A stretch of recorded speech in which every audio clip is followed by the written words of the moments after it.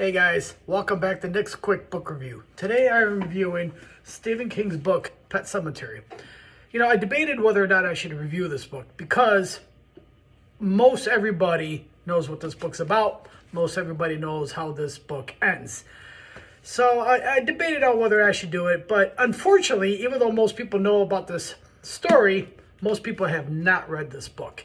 And if you've watched any other of my videos, you know that I think Stephen King is probably one of the best authors out there. So this book is way better than the movies. I haven't even seen the new one. I've seen the original one, but I haven't even seen the new one.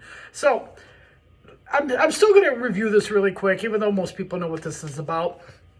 It's basically about about Dr. Lewis Creed. Dr. Lewis Creed gets a job in Ludlow, Maine, to be a school doctor for a college.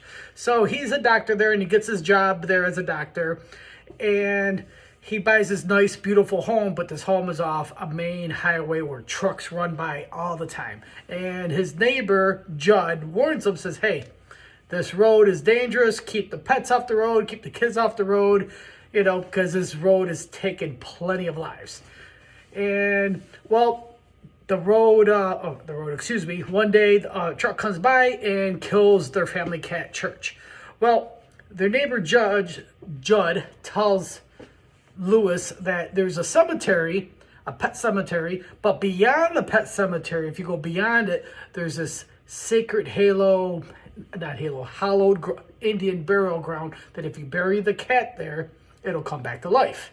Now, after Judd tells him this, he doesn't know why he told him. And that's important because something compels him to tell him. Even though he doesn't want to tell him about this place, he is compelled to tell him about this place. So they bury the cat. Cat comes back to life. Everybody knows how this goes, okay? The cat comes back, but it doesn't come back right. And in the new movie, I'm not giving away nothing here. In the new movie, his daughter's the one that gets run over by the truck. Well, in the book, it's not the daughter, it's his son Gage.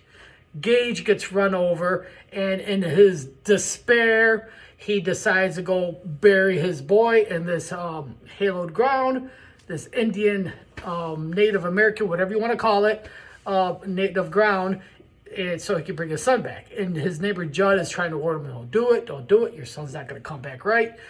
You're not the first one to do this. Well, Lewis is so distraught that he doesn't care. He just wants his boy back, and he goes in and he buries him. Well, like I said, everybody knows how this ends. Even though everybody knows how this ends, I'm not going to tell you how it ends because that's something that I've never done. And I've always said I will never give away the ending of any book that I review. So, saying all that, I definitely recommend this book. It's a Stephen King book. I love Stephen King. I've never read a Stephen King book I didn't like, and I'm almost positive I've read every single one of his books. So this book, I would rate it as very good. This is a very good book. I like this book a lot, and I definitely recommend doing it. Forget about the movie, okay?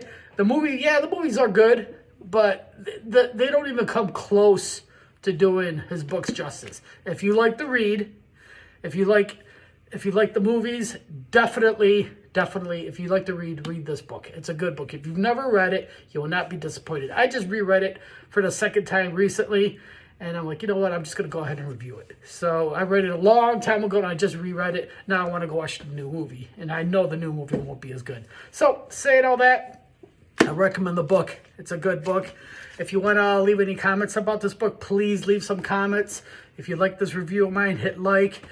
Even if you want to subscribe to my channel, that way you can watch more reviews I do of books. Please subscribe. And until next time, cheers.